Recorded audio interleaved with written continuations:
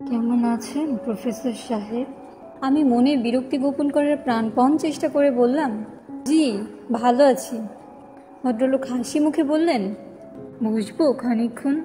জি বসুন, আমি অবশ্যই কিছুক্ষণের মধ্যেই বেরোবো। আমাকে কি চিনতে পারছেন? জি না। ওই যে মোড়ে সিগারেটের দোকানের সামনে আলাপ হলো, আপনি সিগারেট কিনছিলেন, আমি পান। আমি ভদ্রলোককে চিনতে পারলাম না। মোড়ের পানের দোকানে সামান্য আলাপের পর সারা জীবন চিনে রাখবো, আমার স্মৃতিশক্তি এত ভালো নয়। ভদ্রলোক হাসি মুখে বললেন, আমার নাম আলিমুজ্জামান, পোস্টাল সার্ভিসে ছিলাম। 3 বছর আগে রিটায়ার্ড করেছি, 8 মে মঙ্গলবার। এখন ঘরেই থাকি, একটা বাগান করেছি। ভালো, খুবই ভালো। ভদ্রলোক সোফায় বসেছিলেন, কৌতূহলী চোখে চারদিক দেখছেন। বারবার আমার বইয়ের আলমিরায় তার চোখ আটকে যাচ্ছে। আমি শঙ্কিত বোধ করছি। এখনই হয়তো বলবেন, আপনার তো অনেক বই, কয়েকটা নিয়ে যাই, পড়ে ফেরত দেব। আমি এখন পর্যন্ত কাউকে দেখিনি যে বই পড়ে ফেরত দেয়। ইনিও দেবেন তা মনে হয় না। বই নেওয়ার ছুতোয় রোজ এসে বিরক্ত করবেন। আমি এমন কোনো মিশুক লোক না যে এই বুড়ো মানুষটির সঙ্গ পছন্দ করব। প্রফেসর সাহেব, আপনি কি ভূত প্রেত এসব বিশ্বাস করেন? জি না, করি না। শুনে ভালো লাগলো। আজকাল শিক্ষিত লোক দেখি এসবে বিশ্বাস করে, উল্টা খারাপ হয়। মানুষ চাঁদে যাচ্ছে সেটা বিশ্বাস করছে, আবার ভূতও বিশ্বাস করছে। ফিজিক্সের এক প্রফেসরের হাতে দেখেছি 4টা পাথরের আংটি। আমি চুপ করে রইলাম। আমার কাছ থেকে উত্তর না পেলে ভদ্রলোকের আলাপের উৎসাহ হয়তো কমে যাবে, তিনি বিদায় হবেন। প্রফেসর সাহেব। জি। আপনি কি কোইন্সিডেন্সে বিশ্বাস করেন? আপনার প্রশ্নটা ঠিক বুঝতে পারলাম না। কাকতালীয় ঘটনা? আমি এখনও আপনার প্রশ্নটা বুঝতে পারছি না। আরেকদিন আপনাকে বলবো। আজ মনে হচ্ছে আপনি একটু বিরক্ত, তবে ঘটনাটা বলা শুরু করলে আপনার বিরক্তি কেটে যেত। আমি ভদ্রলোকের কথায় সত্যিকার অর্থেই লজ্জিত বোধ করলাম। আমি বিরক্ত নিশ্চয়ই হয়েছি, কিন্তু সেই বিরক্তি উনি ধরে ফেলবেন তা বুঝতে পারিনি। রিটায়ার্ড মানুষ, একা একা থাকেন, কথা বলার সঙ্গী তো তাদেরই দরকার। প্রফেসর সাহেব, উঠি? উঠবেন? জি। আজকাল কোথাও বেশিক্ষণ বসি না। রিটায়ার্ড মানুষদের কেউ পছন্দ করে না, সবাই ভাবে সময় নষ্ট করার জন্য গিয়েছি। তাছাড়া মানুষের সঙ্গ আমিও নিজেও যে খুব পছন্দ করি তা না। আপনি আসবেন, আপনার সঙ্গে গল্প করব, কোনো অসুবিধা নেই। আজ অবশ্যই আমি একটু ব্যস্ত। গল্পগুজব আমি তেমন পারি না। কোইন্সিডেন্সের একটা ব্যাপার আছে আমার জীবনে, ওই গল্পটা ছাড়া আমি কোনো গল্প জানি না। গল্পটা খুবই ব্যক্তিগত, এই জীবনে অল্প কয়েকজনকে বলেছি। আপনাকে কেন জানি বলার ইচ্ছা করছিল। অবশ্যই বলবেন। আপনি যদি দয়া করে আমার বারান্দায় আসেন তাহলে আমার বাসাটা আপনাকে দেখাতাম। হঠাৎ কোনো একদিন চলে এলে ভালো লাগতো। আমি বারান্দায় এসে দাঁড়ালাম। ভদ্রলোক হাত উঁচু করে দেয়াল দিয়ে ঘেরা একতলা একটি বাড়ি দেখালেন। পুরনো বাড়ি, দোতলা কাজ শুরু করা হয়েছিল, শেষ হয়নি। বাড়ির সামনে দুটো জড়াজড়ি কাঁঠাল গাছ।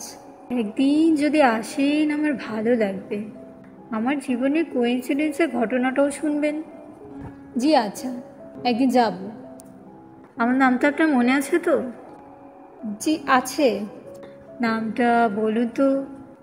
আমি দ্বিতীয়বার লজ্জা পেলাম, কারণ ভদ্রলোকের নাম কিছুতেই মনে করতে পারলাম না। ভদ্রলোকের স্বভাব এমন বিচিত্র যে আমার লজ্জা বুঝতে পেরেও জবাবের জন্য মাথা নিচু করে অপেক্ষা করতে লাগলেন। নামটা বোধ হয় আপনার মনে পড়ছে না, তাই না? জি জি না। মনে থাকার কথাও না। আনকমন নাম মানুষের মনে থাকে।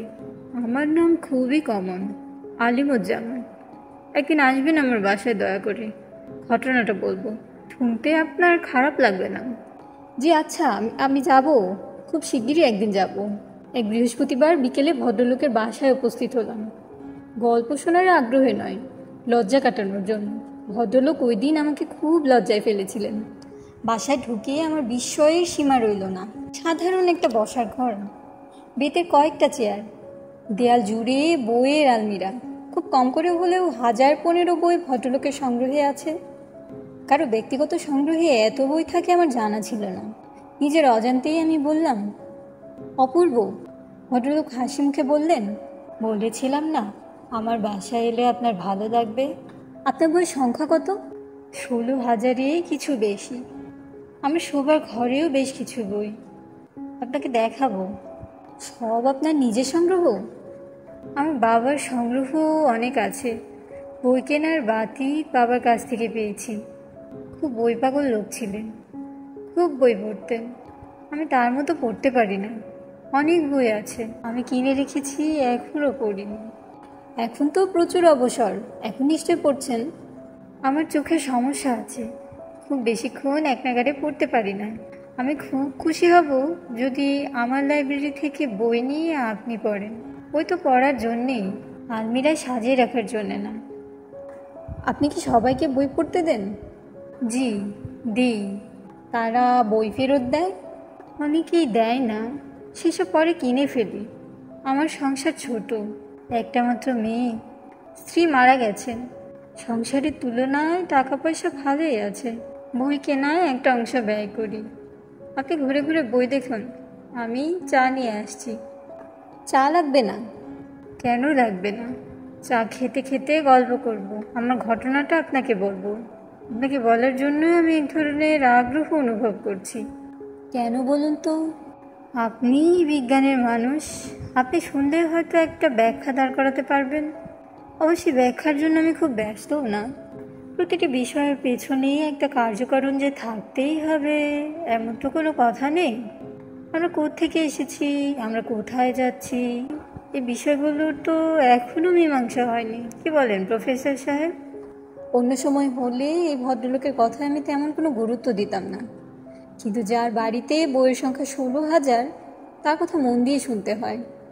তার তুচ্ছতম কথাও অগ্রাহ্য করা যায় না। ভদ্রলোকের গল্প সেই কারণেই অতি আগ্রহ নিয়ে শুনলাম। যেভাবে শুনেছি ঠিক সেইভাবে বলার চেষ্টা করছি। ভদ্রলোক গল্পের মাঝামাঝি পর্যায়ে এসে ইংরেজিতে বলা শুরু করেছেন। আমি তা করছি না, কোনো রকম ব্যাখ্যা বা টিকা টিপ্পণীও দিচ্ছি না, পুরোটা পাঠকদের উপর ছেড়ে দিচ্ছি। ভাই, ঘটনাটা তাহলে বলা শুরু করি। কিছু কিছু মানুষ আছে পশুপ্রেমী। কুকুর, বিড়াল, গরু, ভেড়া, এসব জন্তুর প্রতি তাদের অসাধারণ মমতা। রাস্তায় একজন ভিখিরি চিৎকার করে কাঁদলে সে ভিখিরির কাছে এগিয়ে যাবে না, কিন্তু একটা বিড়াল কুলকুল করে কাঁদলে ছুটে যাবে, বিড়ালটাকে পানি খাওয়াবে। আপনাকে শুরুতেই বলে রাখি, আমি এরকম কোনো পশুপ্রেমিক না। কুকুর, বিড়াল এসব আমার অপছন্দের প্রাণী। একটা গরু বা ভেড়ার গায়ে আমি হাত দিতে পারি, কিন্তু কুকুর বা বিড়ালের গায়ে হাত দিতে আমার ঘেন্না লাগে। তাছাড়া ডিপথেরিয়া, জলাতঙ্ক এসব অসুখ এদের মাধ্যমে ছড়ায়, এটাও আমি সবসময় মনে রাখি। যাই হোক, মূল গল্পে ফিরে যাই। আমি তখন ইন্টারমিডিয়েট ফার্স্ট ইয়ারে পড়ি। শীতকাল, কলেজে প্র্যাকটিক্যাল শেষ করে বাসায় ফিরতে ফিরতে সন্ধ্যা হয়ে যায়। তখন পড়ি কুমিল্লা ভিক্টোরিয়া কলেজে। আমাদের বাসা ঠাকুরপাড়ায়। একদিন বাসায় ফিরছি, দিনটা মনে আছে, বুধবার, সন্ধ্যা মিলিয়ে গেছে। গায়ে গরম কাপড় ছিল না, প্রচণ্ড শীত লাগছে। বাসার কাছাকাছি এসে দেখি পাড়ার 3-4টা ছেলে কাগজ, শুকনো কাঠ এসব জড়ো করে আগুন করছে। আমাদের সামনে বাসার নানটুকেও দেখা গেল, মহা তেদর ছেলে। তার হাতে একটা কুকুর ছানা, ছানাটার গায়ে কাপড় জড়ানো, শুধু মুখ বের হয়ে আছে। কুকুর ছানা আরামে কুই কুই করছে। আমি বললাম, কি হচ্ছে রে নান্টু? নান্টু দাঁত বের করে হাসলো। অন্য একজন বলল, নান্টু কুকুরকে কম্বল পরিয়েছে, শীত লাগে তো এই জন্যে। দলের বাকি সবাই হু হু করে হেসে উঠল। ছেলেগুলির বয়স 10 থেকে 11-র মধ্যে। এ বয়সে বালকরা সবসময় খুব আনন্দে থাকে, নানান জায়গা থেকে আনন্দের উপকরণ সংগ্রহ করে। কুকুরকে কাপড় দিয়ে মোড়া হয়েছে, এতেই তাদের আনন্দের সীমা নেই। মানুষের সাধারণ প্রবৃত্তি হচ্ছে আনন্দে অংশগ্রহণ করা। আমি ওদের দিকে এগিয়ে গেলাম। অবাক হয়ে লক্ষ্য করলাম আমার এগিয়ে যাওয়াটা কেউ তেমন পছন্দ করছে না, মুখ চাওয়াচাওয়ি করছে। হয়তো তারা চায় না ছোটদের খেলায় বড়রা অংশগ্রহণ করুক। নানটুকে খুবই বিরক্ত মনে হলো। ওদের কাছে গিয়ে দাঁড়ানো মাত্র কেরোসিনের গন্ধ পেলাম। হয়তো বাসা থেকে কেরোসিন এনে কেরোসিন ঢেলে আগুন করছে। বালকরা কায়দা কানুন করতে খুব ভালোবাসে। কেরোসিন দিয়েছিস নাকি? কেউ কোনো জবাব দিল না। নান্টুর মুখ কঠিন হয়ে গেল। আমি ব্যাপারটা কিছুই বুঝতে পারছি না। নান্টু বলল, আপনি চলে যান। তা গলাও কঠিন, চোখের দৃষ্টি তীক্ষ্ণ। তাকিয়ে দেখি নান্টুর কোলে কুকুরছানা ভিজে চুপচুপ করছে। মুখটা ধপ করে উঠল। এটা ছানাটার গায়ে কাপড় কেরোসিন দিয়ে চুবিয়েছে নাকি? নতুন কোনো খেলা? একে আগুনে ছেড়ে দেব না তো? শিশুরা মাঝে মাঝে নিষ্ঠুর খেলায় মেতে ওঠে। আমি কড়া গলায় বললাম, এই নান্টু, তুই কুকুরটার গায়ে কেরোসিন ঢেলেছিস? নান্টু কঠিন মুখে বলল, তাতে আপনার কি? কেন কেরোসিন ঢালবি? নান্টু কিছু বলল না। অন্য একজন বলল, কুকুরটা আগুনের মধ্যে ছাড়বে, এর গলায় ঘুঙুর বাঁধা আছে। আগুনে ছাড়লে এর গায়ে আগুন লাগবে আর সে দৌড়াবে, ঘুঙুর বাজবে। যত তাড়াতাড়ি দৌড়াবে তত তাড়াতাড়ি ঘুঙুর বাজবে, এটাই মজা। আমি হতভম্ব। এ বলে কি? সেটা কথা শেষ হবার আগেই নান্টু কুকুরছানাটা আগুনে ফেলে দিল। দাও দাও করে আগুন জ্বলে উঠল। কুকুরছানা দৌড়ালো না, এক জায়গায় দাঁড়িয়ে রইল। হয়তোবা মানুষের নিষ্ঠুরতায় হতভম্ব হয়ে গিয়েছিল। আমি আগুনের ওপর লাফিয়ে পড়লাম। আমার শার্টে আগুন ধরে গেল, প্যান্টে আগুন ধরে গেল। এসব কিছুই গ্রাহ্য করলাম না। আমার একমাত্র চিন্তা, বাচ্চাটাকে আগুন থেকে বের করতে হবে। আলিমুজ্জামান সাহেব থামলেন। আমি বললাম, বের করতে পেরেছিলেন? হ্যাঁ। বাচ্চাটা বেঁচে ছিল? না, বাঁচেনি। বাচ্চার কথাও না। আমার গায়ে 3rd ডিগ্রি বার্ন হয়ে গেল। কুমিল্লা মেডিকেলে কিছুদিন থাকলাম।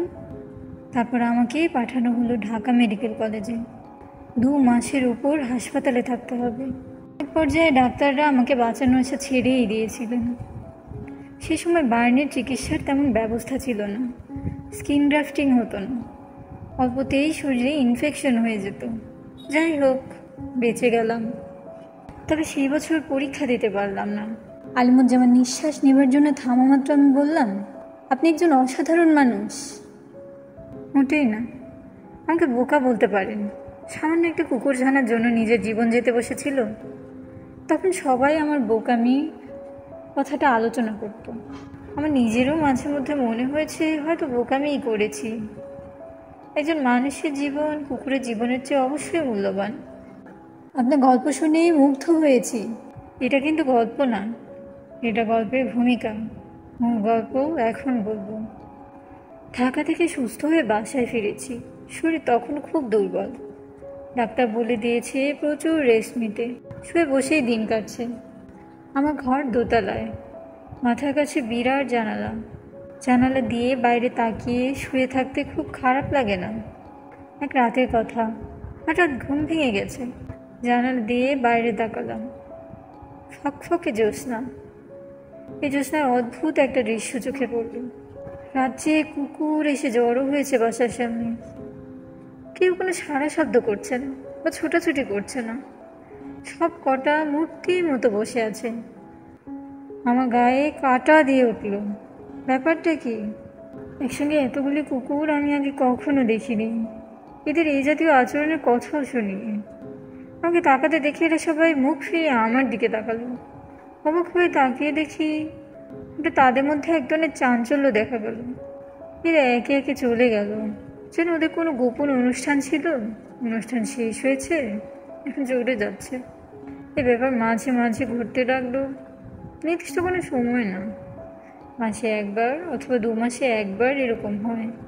এরকম একটা ঘটনা চাপা থাকার কথা নয়। সবাই জেনে গেল। অনেকে দুপুর রাতে কুকুরের দল দেখতে আসতো। খবরের কাগজেও ঘটনাটা উঠেছিল। দৈনিক আজাদে হেডলাইন ছিল কুকুরের কাণ্ড। আমার ছোটো বোন আমাকে খুব খেপাতো। সে বলতো, কুকুরের জন্য তুমি জীবন দিতে যাচ্ছিলে, কাজেই তারা তোমাকে তাদের রাজা বানিয়েছে। তুমি হচ্ছ কুকুর রাজা। আমার বাবা পরের বছর বদলি হয়ে পাবনা চলে গেলেন। আমিও বাবার সাথে গেলাম। সেখানেও একই কাণ্ড। 1 মাস 2 মাস পরপর হঠাৎ রাজ্যে কুকুর বাসার সামনে এসে জড়ো হয়, মূর্তির মতো চুপচাপ বসে থাকে। একবার আমার চোখ পড়া মাত্রই মাথা নিচু করে চলে যায়। যেখানে গিয়েছি সেখানেই একই কাণ্ড ঘটছে। যেন কোনো এক অদ্ভুত উপায়ে কুকুররা আমার খবর পৌঁছে দিয়েছে। শুধু তাই না, আমার মনে হয় কুকুরগুলো আমাকে পাহারা দেয়।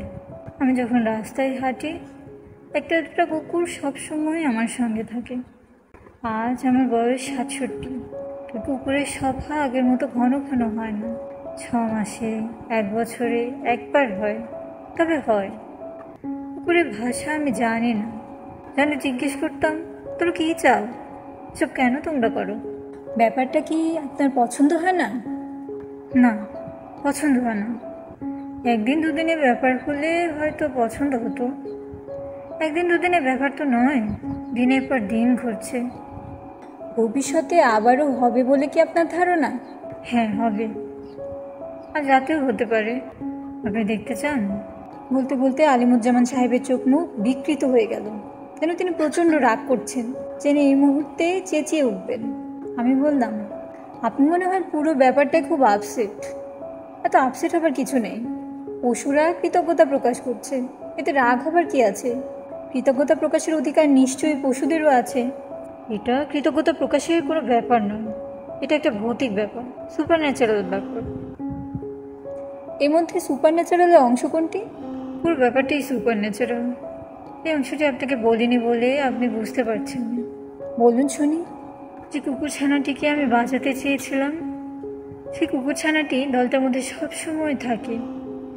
পুড়ে কয়লা হয়ে যায় একটা কুকুর, গলায় ঘুঙুর বাঁধা। কুকুরছানাটা মাথা দোলায় আর ঘুঙুরের শব্দ হয়।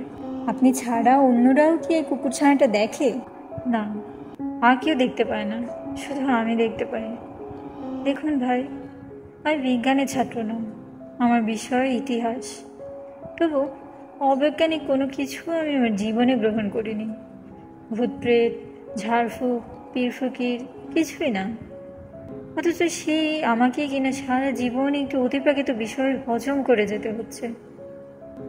আমি বললাম, আবার কখনো এরকম কিছু হলে আপনি দয়া করে আমাকে খবর দেবেন। তিনি জবাব দিলেন না। আমি বিদায় নিয়ে চলে এলাম। 5 মাস পর রাত 2টোয় টেলিফোন বেজে উঠল। আলিমুজ্জামান সাহেব টেলিফোন করেছেন। তিনি কাঁপা কাঁপা গলায় বললেন, ওরা এসেছে, ওরা এসেছে, আপনি কি আসবেন? শ্রাবণ মাসের রাত, বাইরে ঝুম বৃষ্টি হচ্ছে, বাড়ির বাইরে পা দিলেই 1 হাঁটু পানি। এমন দুর্যোগের রাতে কোথাও যাবার প্রশ্নই ওঠে না। আমি টেলিফোন নামিয়ে বিছানা চাদরের নিচে ঢুকে পড়লাম।